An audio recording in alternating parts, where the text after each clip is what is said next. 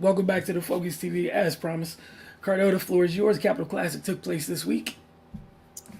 Yeah, the 50th annual Capitol Classic return to the entertainment and sports arena in DC for the first time since I believe 2019. Obviously, COVID shut it down for a couple years, and this was the first year return. And for those that may not know, the ESA, what we call around here, but the entertainment and sports arena is the home of the Washington Mystics and Capital City Go-Go, as well as the practice facility for the Washington Wizards. The United States fielded a talented team with the likes of Mikey Williams, who you probably seen and heard about.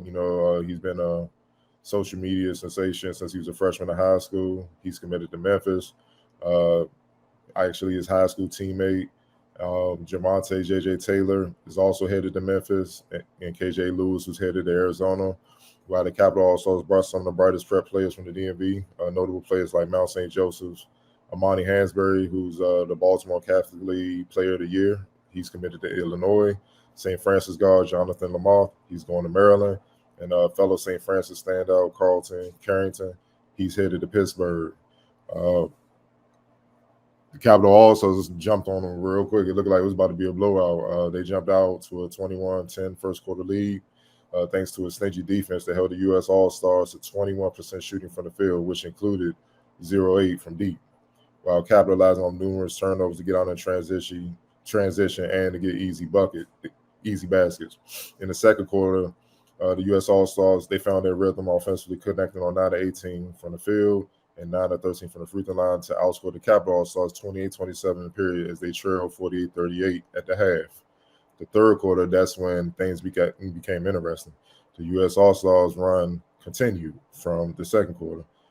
This time they utilized their size advantage inside, and the U.S. team behind Mike Nwoko, who's headed to Miami, and 16 Cameron Barnes, who recently committed to Ole Miss.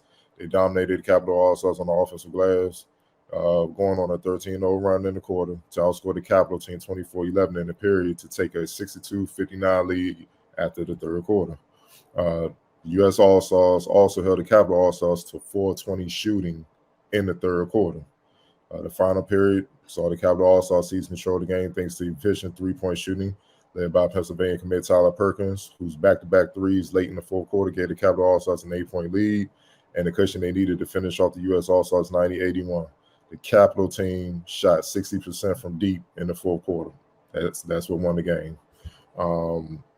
The MVP of the game was Tyler Perkins, landing star, first team All-Met, headed to Pennsylvania.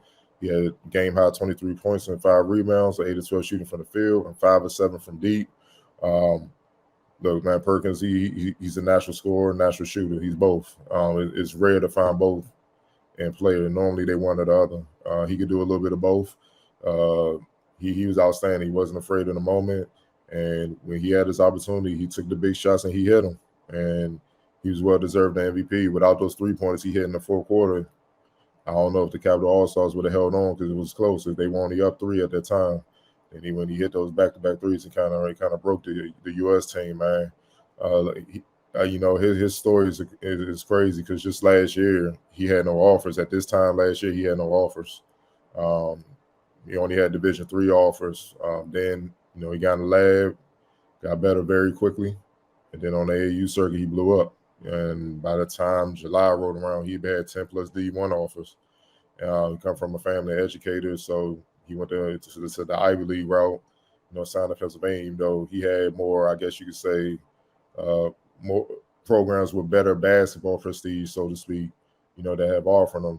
He went the educational route, man, but the rate he's improving is scary. He can make a lot of noise once he hit the college. The other standout, 6'8" Amani Hansberry, I just spoke with him, Baltimore Catholic League Player of the Year out of Mount St. Joseph, going to Illinois. He's a mix, man. He reminds me a lot of Othello Harrington. They used to play at Georgetown, played about 8, 9, 10 years in the league. 12 points, 8 rebounds, and 6 of 12 shooting in the game. He also showed he got a little Draymond in him. He was getting the ball going coast to coast. Actually could pass the ball well. Only time he really had trouble is when he tried to, go through traffic to score. They were stripping him a little bit, but other than that, man, he was key, especially defensively, man. He held his own on the perimeter.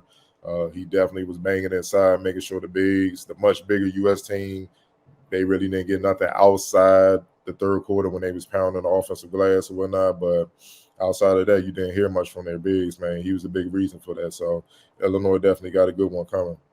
Next up is Jamie Kaiser, IMG grad. He's going to Maryland. 6'6", 6'7" kid. Had 12 points, 3 rebounds. He loves the 3 ball. He can shoot it. He can definitely shoot. I honestly feel like he falls in love with the 3 ball too much. He need to utilize breaking guys down to mix it up a little bit.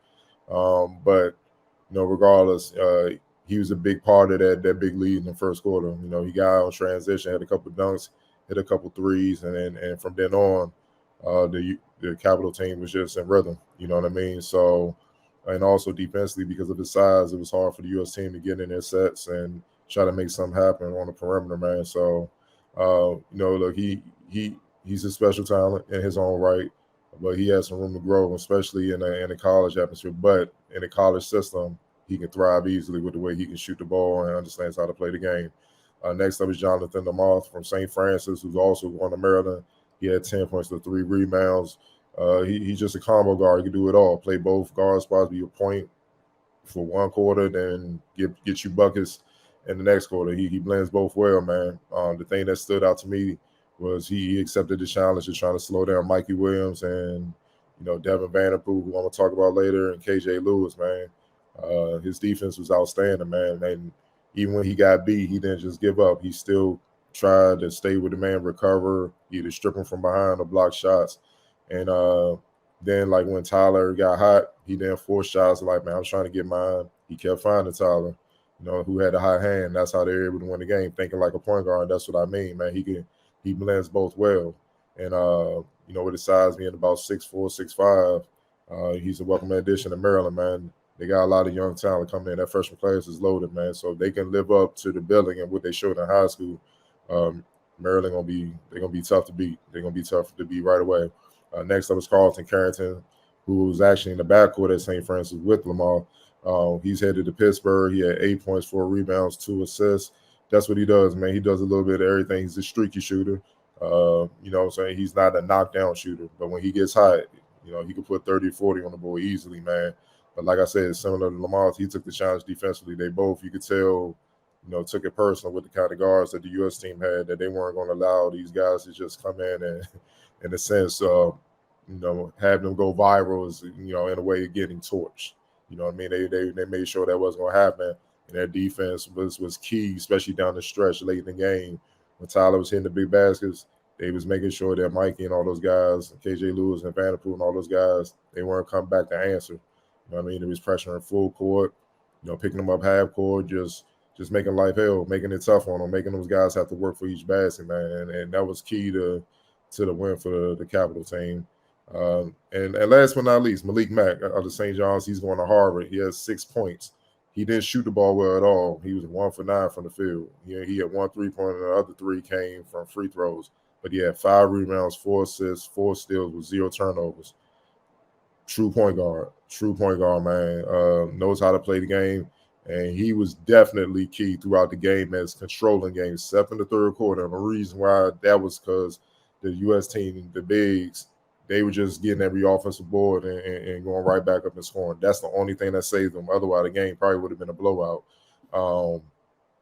He controlled the game, man. He slowed it down. He sped it up when it was necessary. He got guys shots when they were supposed to get shots, where they were supposed to get shots. You know what I'm saying? So you could tell his IQ for the game is already at a upperclassman college level already, man. And that comes with playing in the WCAC.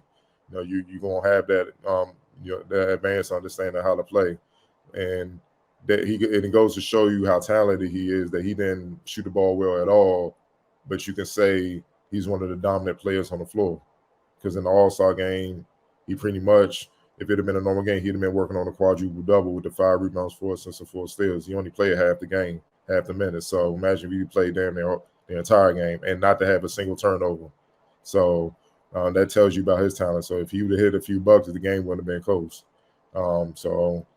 Definitely been hearing about him all season. I'm excited to see what he does at Harvard. Now, for the U.S. All-Stars, the MVP for them was Mikey Williams, who's headed to Memphis. He had 20 points and 3 rebounds. But we all know he can get buckets. Seeing him all over social media. He can break you down. He can shoot from deep. The only thing I ever say he need to get better at is actually making the guys around him better. You could tell he kind of turns into the black hole a little bit where he gets tunnel vision about getting his. And I get it, man. With as talented of a scorer as he is, it can become addictive, man. But when you got other guys around you that can get it done, you got to set that up. So I feel like at times he shot him in the game and at times he shot him out of the game. But you can see the talent, man. He's going to Memphis. He's playing for Penny Hardaway. And we all know what Penny did in the league. So it'll be good for him to help expand his game in an all-around fashion. KJ Lewis is my first time seeing him. Duncanville, Texas, headed to Arizona. He's probably the best, I say, two-way guard in the game as far as being an effective scorer, going and doing a number of things as far as rebounding. And then on the defense, man, he's a pest, man. He's strong. He can move his feet. He can go. He's a versatile defender as well. He had 4 steals in the game, finished with 13 points, 4 rebounds, and 4 steals. So that kind of tells you about his defensive prowess, including one on Tyler. Tyler, he's left-handed. He picked that up real quick, and Tyler tried to drive left-handed, try to muscle him, picked him clean, man, just went all the way for the dunk, man. So, don't be shocked to hear about him making some noise next year, man. You know what I'm saying? Because, the thing for freshmen in college, the best way to get on the floor is with defense, and he already excels at that. So he's a little bit ahead of the game. Next up is Devin Vanderpool from Christ the King out of New York. He's headed to Florida Atlantic, finished with 9 points and 7 rebounds. He's the son of David Vanderpool, who's a local product, former standout player, played at St. Bonaventure, was the Brooklyn Nets assistant coach before, Steve Nash and all of them came on board, or whatever, KD and Kyrie and all those guys came. Been chilling the last couple of years, just training and, spending time with his son. And his son has emerged as one of the top players in the country.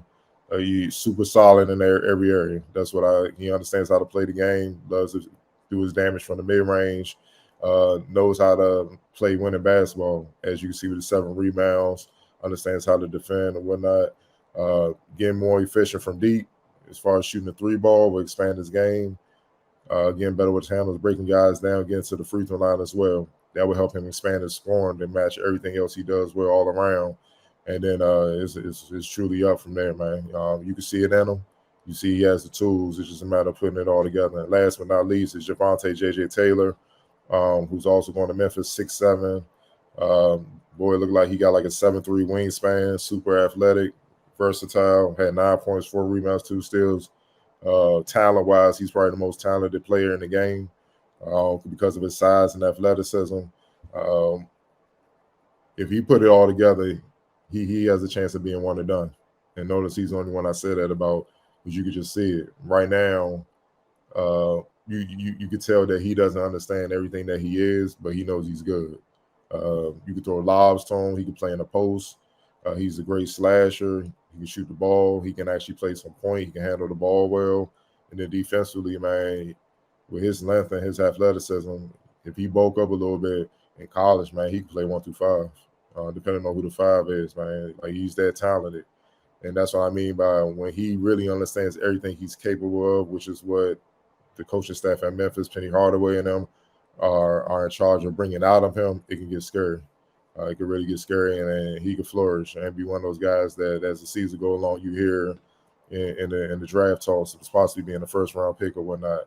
You know what I'm saying? But that's on him, man, to put in the work, man, and continue to grow, man. But he definitely has the tools, man. The game comes easy to him. So, it's a very intriguing player to keep an eye on, man. So that's my take from the 50th Capital Classic.